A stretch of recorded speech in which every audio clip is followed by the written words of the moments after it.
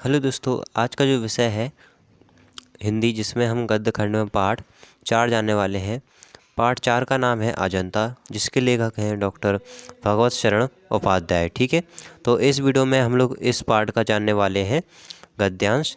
और अगर आपको इस जो लेखक हैं इनकी वीडियो लेना है तो आप चैनल पर जाकर देख सकते हैं। ठीक है, प्लेलिस्ट बनी हुई है हिंदी की अलग से। तो चलिए वीडियो स्टार्ट करते हैं। सबसे पहले हम जानेंगे संदर्भ। तो देखिए, इसमें संदर्भ जितने भी मैं आपको गद्यांश बताऊंगा, सारे गद्यांशों में संदर्भ इसका एक ही रहेगा, कोई परिवर्तन नहीं होगा। व्याख्या में परिवर्तन हो जाएगा। जो पहला गद्यांश है वो आपकी स्क्रीन पर दिख रहा होगा।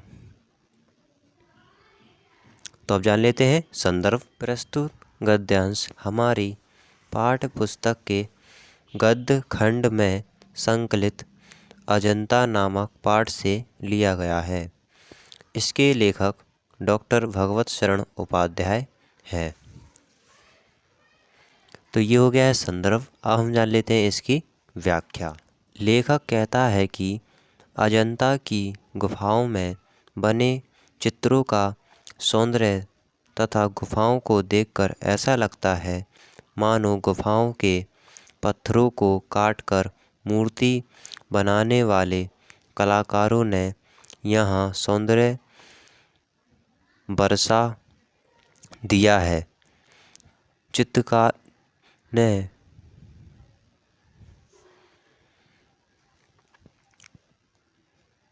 रंग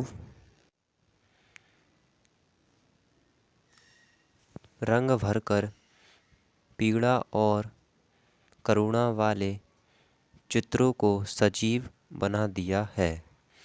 शिल्पकारों ने अपनी छेनियों और हथौड़े से पत्थरों को काटकर बनाई उभरी मूर्तियों में प्राण डाल दिए हैं, जिससे अजंता के दृश्य बहुत ही मनमोहक प्रतीत हो रहे हैं। प्रकृति ने भी उन गुफाओं में दोनों हाथों से सौंदर्य लुटाया है।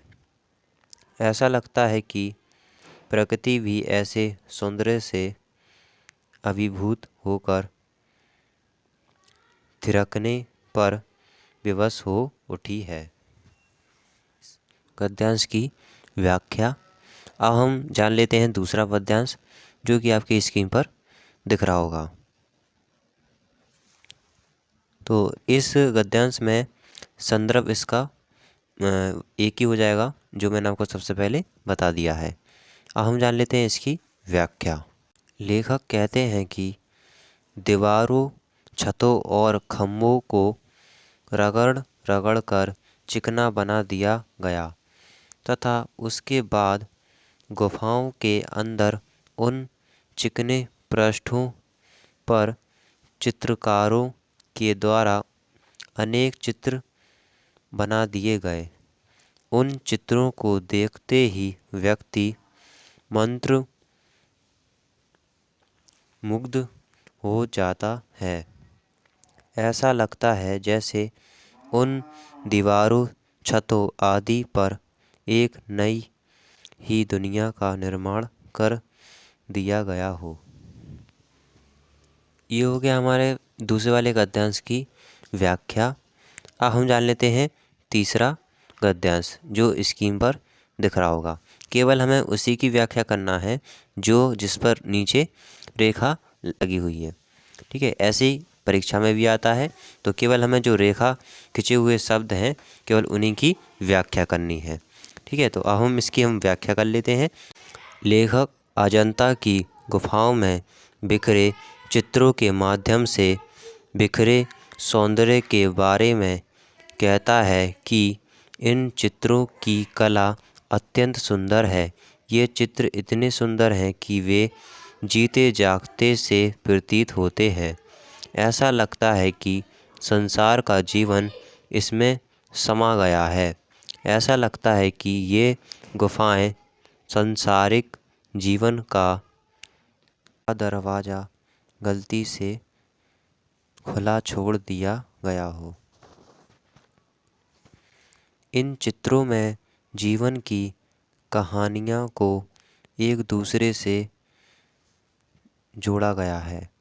लेखक कहता है कि अजंता की गुफाओं की दीवारों पर जो जीवन व्याप्त है उसमें गौतम बुद्ध के जीवन के माध्यम से दया और त्याग की, पशुओं के माध्यम से क्रूरता और दया की तथा पाप और क्षमा की कहानियाँ हैं। इसके माध्यम से परस्पर विरोधी भावों को देखने को मिलता है। यदि कहीं क्रूरतापूर्ण चित्र हैं तो साथ ही दया भाव दर्शाता चित्र बना है। यदि एक चित्र में पाप का चित्रण है तो उसके समीप ही क्षमा का झरना कलकल करता बह रहा है। शिल्पकारों द्वारा की गई चित्रकारी में विभिन्नता है। जैसे राजाओं और कंगालों, नर और नारी, पशु और मनुष्य, भिक्षुओं एवं विलासियों के सजीव चित्र प्रस्तुत किए गए हैं। लेखक का मत है कि ये चित्र उद्देश्यपूर्ण हैं। लेखक के अनुसार अजंता के चित्रों के दौरान हमें यह शिक्षा प्राप्त होती है कि हैवान की हैवानियत पर इंसान की इंसानियत से किस प्रकार विजय प्राप्त की जा सकती है। व्यक्ति सीखता है कि बुराई को अच्छाई से किस प्रकार जीता जा सकता है। इसका ज्ञान हमें अजंता की गुफाओं से ही मिलता है। तो ये हो गई तीसरे वाले गद्यांश की व्याख्या। ठीक है, अब हम जान लेते हैं गद्यांश 4वां, जो आपकी स्क्रीन पर दिख रहा होगा। ठीक है, तो संदर्भ इसमें जो हमने सबसे पहले लिखा वही हो जाएगा। व्याख्या जान लेते हैं। लेखक भगवान बुद्ध के ग्रह त्यागने का वर्णन अजंता के चित्र के माध्यम से करता हुआ कहता है कि एक चित्र में हाथ में कमल लिए बुद्ध खड़े हैं। ऐसा लगता है जैसे उनका रूप सौंदर्य छलककर चारों ओर बिखर गया हो। उनकी सुंदर उभरी आँखों से चारों ओर प्रकाश फैल रहा है। उनकी पत्नी यशोधरा भी उसी प्रकार कमल नाल लिए त्रिभंग मुद्रा में खड़ी हैं। यह चित्र इतना सुंदर है कि आँखें इसे देखते ही रहना चाहती हैं। लेखक आगे कहता है कि इसी गुफा में बने एक अन्य चित्र में गौतम बुद्ध का भाई नंद खड़ा है, जिसे उसकी पत्नी सुंदरी ने गौतम बुद्ध को लौटा लाने के लिए द्वार पर भेजा था, क्योंकि उन्हें सुंदरी द्वारा भिक्षा नहीं मिल पाई थी। इससे वे खाली हाथ लौट रहे थे। कहाँ तो नंद उन्हें लौटा ले जाने के लिए आया था, पर बुद्ध ने उसे ऐसी शिक्षा दी कि बुद्ध के साथ साथ वह भी भिक्षु बन गया। कुछ ऐसा ही भावपूर्ण चित्र यहाँ अंकित हुआ है। इसका हमने कर ली है व्याख्या। तो अब हम जान लेते हैं जो गद्यांश 5 है वो आपकी स्क्रीन पर दिख रहा होगा। तो संदर्भ इसमें जो पहला हमने लिखवाया वही हो जाएगा। अब हम जान लेते हैं इसकी व्याख्या।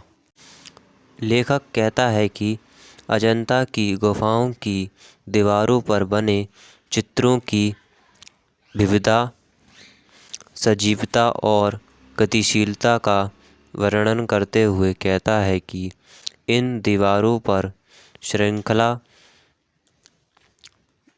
बुद्ध चित्रकारी की गई है। चित्र में उछलते कूदते बैठे बंदरों को देखकर लगता है कि वे चित्र न होकर सचमुच ही सजीव बंदर हैं जो अपनी स्वाभाविक क्रियाओं में लीन हैं।